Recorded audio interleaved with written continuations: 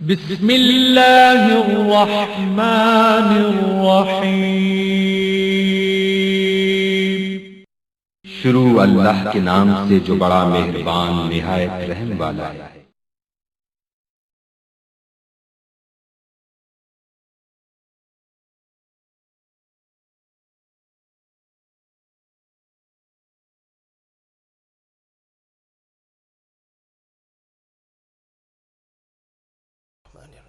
اللهم صل على سيدنا ومولانا محمد وعلى آله وصحبه وبارك وسلم۔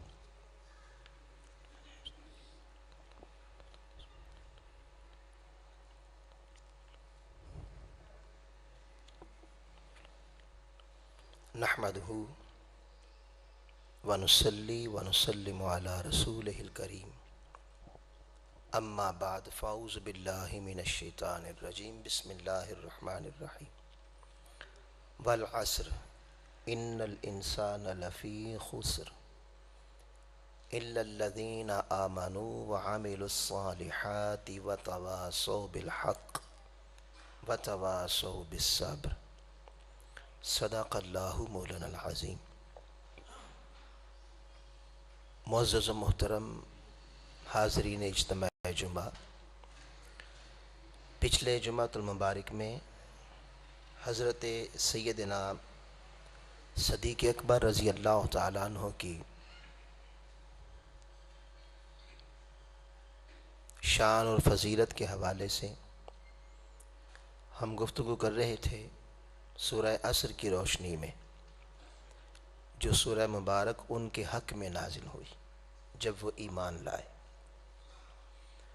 تو اس سورہ مبارکہ میں حضرت سیدنا صدیق اکبر رضی اللہ تعالیٰ عنہ کے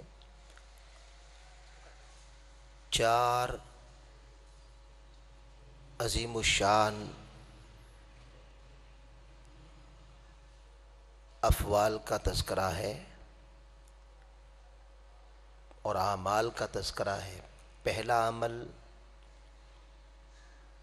انہوں نے ایمان قبول کیا، جسے قرآن مجید نے نفع کا سودا قرار دیا، اور دوسرا عمل ان کا، اس پر ہم نے گفتگو کی تھی اور ان کے ایمان لانے کا واقعہ بھی سارا بیان کر دیا تھا اور شان نزول بھی بیان کر دیا تھا۔ دوسرا عمل ان کا وعامل الصالحات، اعمال صالحہ کے پیکر تھے، اور اعمال صالحہ میں عبادات بھی تھیں، زہد و ورع بھی تھا، تقوی و طہارت بھی تھی، اور غنا اور سخاوت بھی تھی۔ ہم نے سخاوت کی کچھ ان کا کوئی واقعہ بیان کیا تھا جنگ تبوک پر، جو انہوں نے سارے کا سارا مال دے دیا، اور اسی طرح سیدنا بلال رضی اللہ تعالیٰ عنہ کو غلامی سے بھی انہوں نے اپنے مال دے کر چھڑایا تھا۔ تو مسلمانوں کو غلام بھی نہیں دیکھنا پسند کرتے تھے۔ یہ سیدنا صدیق اکبر رضی اللہ تعالیٰ عنہ کی سنت اور آپ سے محبت کے تقاضوں میں یہ تقاضے ہیں کہ جس طرح وہ ایمان کی بلندیوں پر فائز تھے اور ایمان کے ذائقے سے وہ ذائقہ چکھتے رہتے تھے، اور ایمان حضور کے ادب اور محبت کا نام تھا جو ان کے رگ و ریشے میں رسا بسا ہوا تھا، جس کا ایک نظارہ غار ثور میں بھی ہے کہ انہوں نے صرف آرام مصطفیٰ کی خاطر اور حضور علیہ الصلوۃ والسلام کی نیند اور سکون کی خاطر اور آقا علیہ الصلوۃ والسلام کے دیدار کی خاطر اپنی ایڑی پر سانپ کے ڈنگ قبول کیے تھے، اور سانپ کا ڈنگ مارنا یہ موت کو دعوت دینے والی بات ہے۔ گویا وہ ادب رسالت مصطفیٰ میں جان سے بھی گزر چکے تھے، اور حضور علیہ الصلوۃ والسلام کی نیند اور آقا علیہ السلام کا آرام مبارک اور اس سے بڑھ کے دیدار مبارک۔ حضور کے دیدار کی خاطر اپنا سارا اپنی جان سے بھی گزر گئے تھے،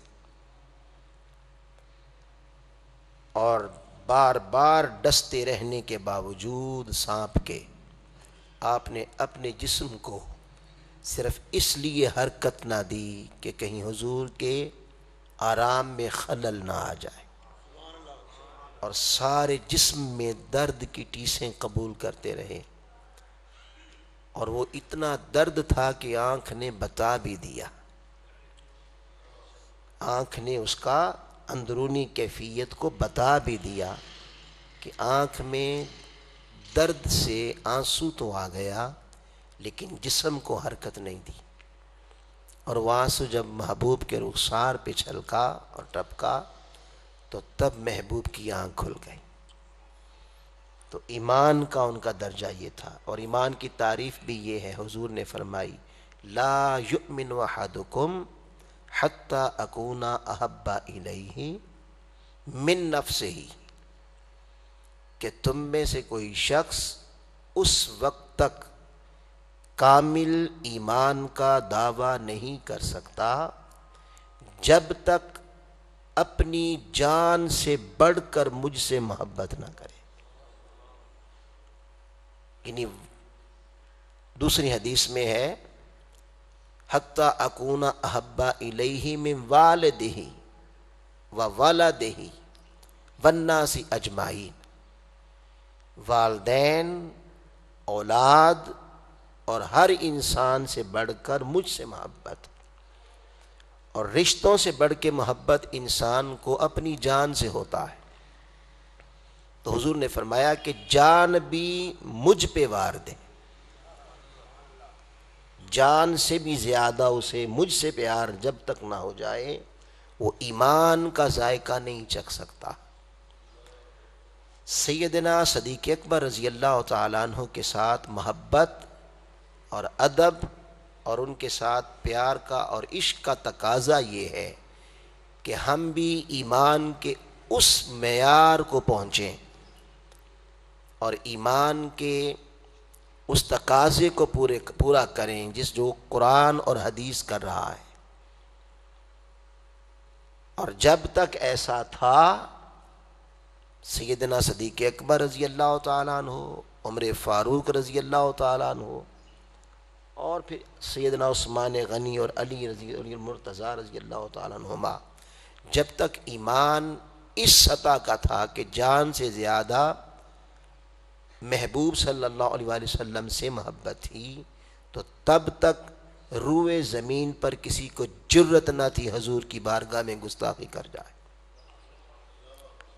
اور جب یہ محبت دعووں میں بدلی اور سب دعوے رہ گئے، کوئی آل کی محبت کا دعویٰ رکھتا ہے، کوئی اصحاب کی محبت کا دعویٰ رکھتا ہے، کوئی حضور کی محبت کا دعویٰ رکھتا ہے، تو جب سے عمل دعوے میں بدلا ہے اور دل ان احساسات، ان کیفیات اور ان واردات محبت و عشق سے محروم ہو گیا ہے، اس وقت سے آج مسلمانوں کی حالت یہ ہے کہ وہ دعوے تو بڑے کرتے ہیں، مطالبے بھی بڑے کرتے ہیں کہ ان سے پیار پر چھٹی کی جائے، یہ کیا جائے، وہ کیا جائے، صدیق اکبر کا بھی نام لیا جاتا ہے، ہم بھی لے رہے ہیں، تو یہ دعوے ہیں۔ مگر آج حضور علیہ الصلوۃ والسلام کی بارگاہ میں ہر سال 2 سال کے بعد کوئی نہ کوئی گستاخ پیدا ہوتا ہے، اور وہ گستاخی کرتا ہے حضور کی بارگاہ میں، اور 2.25 ارب کے قریب مسلمان 56 ممالکوں کے حکمران، جہاں ان کی اسٹیٹ بن چکی ہے، اسلامی اسٹیٹس ہیں، 56 اسلامک اسٹیٹس ہیں، لیکن یہ سارے مل کر بھی کسی گستاخ رسول کو اس کے انجام تک نہیں پہنچا سکتے۔ وجہ یہ ہے کہ محبت داموں میں بدل گئی ہے، اور ایمان ایمان نہیں رہا، اور ایمان کی لذت نہیں رہی، اور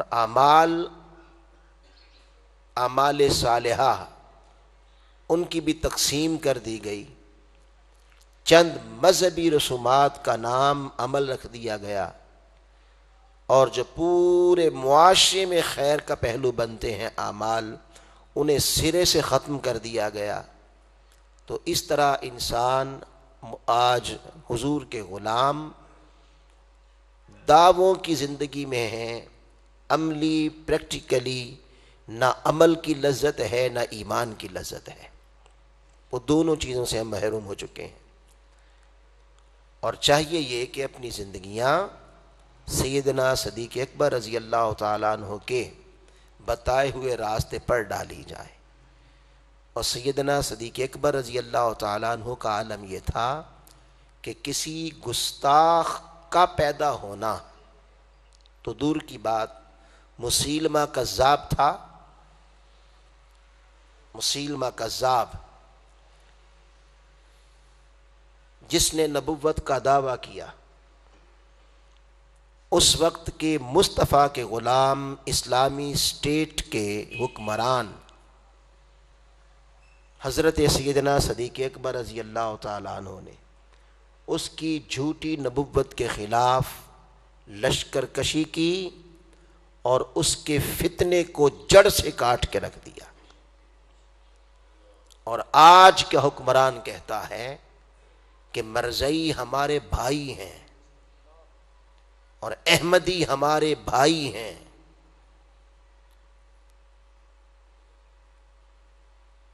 اور ان کے ساتھ ہمارا ایک تعلق ہے، وہ بھی ہمارے معاشرے کا حصہ ہیں۔ جب حکمران ایسے ہو جائیں، جو مرزائیوں کو نبوت کی، آقا علیہ السلام کی عزت پر حملہ آور ہونے والوں کو اپنا بھائی قرار دیں۔ یہاں تو ایک ہے سیاست، جو پاکستان کی سیاست ہے اس کا مسئلہ، یہ پاکستان کی سیاست ہے، گند ہے، گندے لوگ ہیں۔ یاد رکھیں کوئی عمل از خود گندا نہیں ہوتا، کوئی معاملہ مثلا سیاست خود یہ گند نہیں ہے۔ اگر یہ گند ہوتا تو مصطفیٰ کیوں حکمران بنتے؟ آقا حکمران کیوں بنتے؟ اللہ نبیوں کو حکمران کیوں بناتا؟ داؤد حکمران کیوں بنتے؟ سلیمان حکمران کیوں بنتے؟ حضرت یوسف حکمران کیوں بنتے؟ اور خود مصطفیٰ ایک 21 سالہ جد و جہد کی سٹرگل کے بعد عرب کے حکمرانوں کو شکست دے کر پورے عرب کو ظالموں سے چھڑا کر خود حکمران کیوں بنتے؟ تو کوئی چیز سیاست از خود گندی نہیں ہے، گندے لوگوں نے گند بنا دیا، لوگ گندے آ گئے،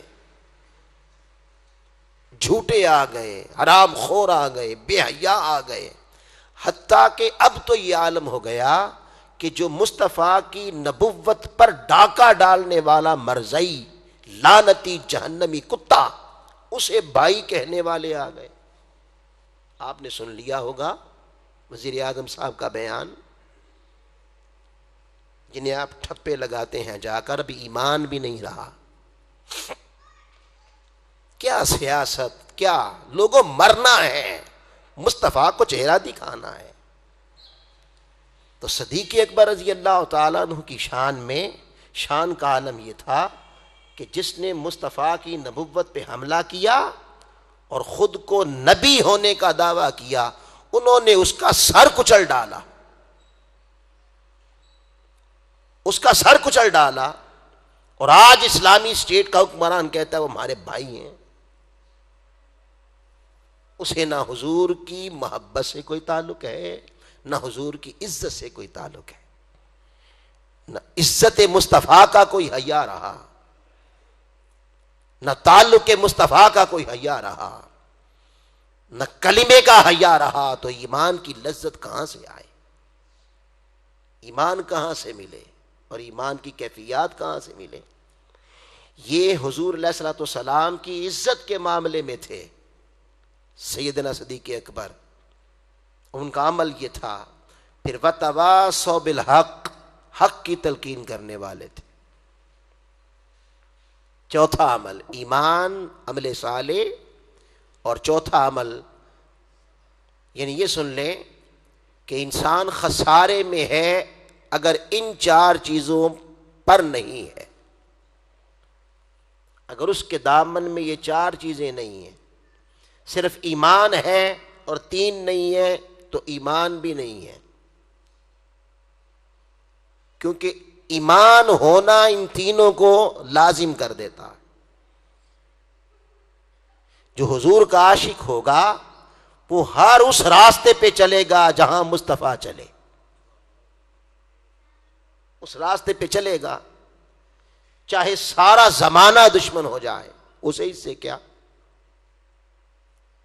اس کو کیا لینا دینا زمانے کے تانوں سے. اس کو تو یار راضی کرنا ہے.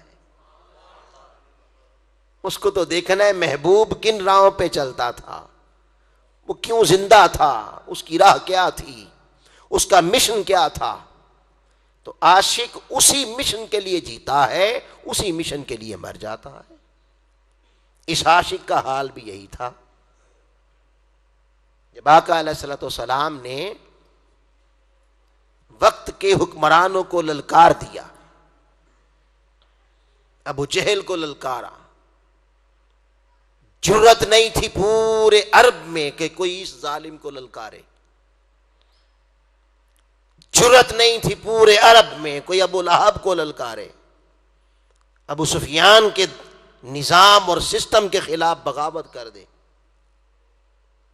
پورے عرب میں کسی کو جرت نہیں تھی. انہوں نے ایک سسٹم بنایا ہوا تھا اور یہ ان کی تجارت تھی. ان کی حکمرانی اصل میں ان کی تجارت تھی. جب حکمران حکمرانی کو تجارت بنا لیتے ہیں اس کا نام ظلم ہوتا ہے. قرآن کی نگاہ میں ان کی تجارت تھی.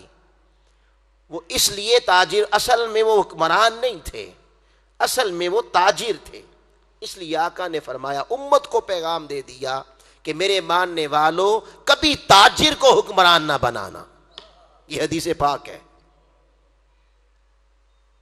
میرے ماننے والوں تجارت کرنے والے کے ہاتھ میں کبھی عنان حکومت نہ دینا.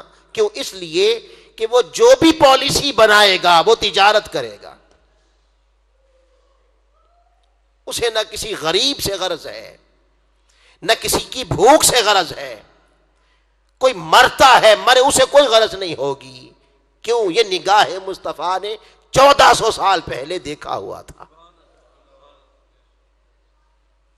اور چونکہ آپ کی ٹکر بھی تاجروں سے تھی،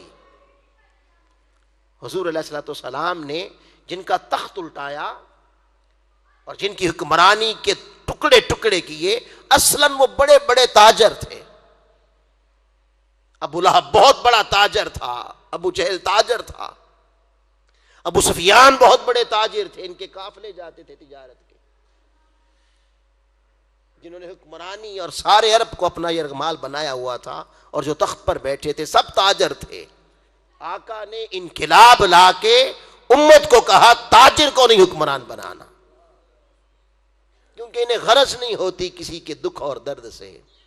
اس کی ایک تربیت ہو گئی ہوتی ہے، وہ ایک ماحول میں پلا ہوتا ہے. اس نے جب آنکھ کھولی تو تجارت کی. اب تجارت اس کی رگ رگ میں، ریشے ریشے میں سما جاتی ہے. اسے نہیں خبر ہوتی کہ حکمرانی کیا ہوتی ہے. وہ تو صرف یہ دیکھتا ہے کہ ادھر سے بھی تجارت کا مال، یہ ایک اچھا تجارتی مرکز ہے. وہ اس نگاہ سے دیکھتا ہے کہ اتنا انویسٹ کروں گا تو اتنا آئے گا، اور یہ کروں گا تو اس لیے وہ تاجر تھا. یہ بڑے بڑے تاجر تھے. ان تاجروں کے خلاف مصطفیٰ نے حق کا علم بلند کر دیا اور آپ نے کہا ہو والذی ارسل رسولہ بالہدی ودین الحق. ایک نظام تمہارا ہے، ایک میں حق کا نظام لے کے آیا ہوں. اس حق کے نظام کی خاطر وتواصوا بالحق، کہ مومن وہ ہے جو مصطفیٰ کی امت کو حق کی تلقین کرے، حق سمجھائے، حق کی دعوت دے، حق کی پہچان کرائے، ورنہ ایمان نہیں ہے، اور ایمان کی لذت نہیں ہے، اور ایمان کی کیفیات نہیں ہے۔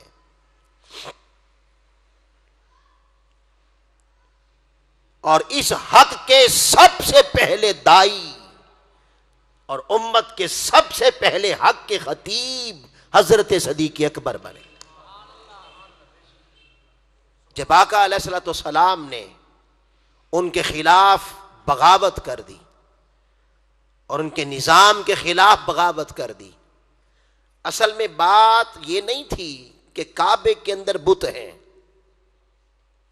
واقعہ یہ نہیں تھا، واقعہ یہ تھا کہ کعبہ کے ساتھ لوگوں کا مذہبی جذبہ وابستہ تھا، اور دو بڑی طاقتیں تھیں اس وقت جس زمانے میں آقا پیدا ہوئے، دو بڑی طاقتیں تھیں، ایک خیبر کے یہودی اور ایک مشرکین مکہ، ان کا ہولڈ تھا، اور یہ تاجر لوگ تھے، اور انہوں نے عرب کے اوپر پورے عرب کو یرغمال بنایا ہوا تھا۔ یہ آپس میں بھی لڑتے تھے، قرآن کے مطابق آپس میں بھی لڑتے تھے، مگر جب کوئی ان کے خلاف اٹھتا تو یہ دونوں اکٹھے ہو جاتے تھے۔ یہ ان کی ایک پالیسی تھی، آپس میں تجارت اور اپنی حکمرانی کے لیے لڑتے تھے اور حصوں کے لیے لڑتے تھے کہ ہمارا یہ علاقہ ہوگا تو ہمارا اتنا علاقہ ہوگا، اور اتنے کے ہم حکمران ہوں گے اور اتنے کے ہم حکمران ہوں گے، اور اصل مسئلہ تجارت کا تھا۔ اور وہ کیسے؟ کعبہ، اس کے ساتھ لوگوں کا مذہبی جذبہ وابستہ تھا، لہذا بڑے بڑے جو بھی قافلے آتے وہ کعبے والوں کے لیے، وہاں کے حکمرانوں کے لیے نذرانے لاتے تھے، بڑے بڑے نذرانے لاتے تھے، چڑھاوے لاتے تھے، وہ سارے چڑھاوے حکمرانوں کے پاس جاتے تھے۔ وہ سارے، آپ بات سمجھ رہے ہیں؟ یعنی اصل بات بت کی نہیں تھی۔ اب دیکھیں نا، ہم کہتے ہیں لا الہ الا اللہ، اور حضور نے کیا کہا؟ یا ایھا الناس قولوا لا الہ الا اللہ، اتنی بات کی نا صفا پہ کھڑے ہو کر۔ وہی صادق، وہی امین، وہی شریف، وہی صاحب علم، وہی جس کے ادب کرنے والا معاشرہ تھا، اس جملے میں کون سی ایسی بات تھی کہ اسی معاشرے میں، جو معاشرہ پہلے ادب کرتا تھا، محبت کرتا تھا، صادق کہتا تھا، امین کہتا تھا، بہت کچھ کہتا تھا، میں وتواصوا بالحق سمجھا رہا ہوں کہ یہ حق کا معنی کیا ہے۔ وہی صادق امین تھے۔ حضور نے کیا کہہ دیا؟ لا الہ الا اللہ۔ اس کا ترجمہ کیا ہے؟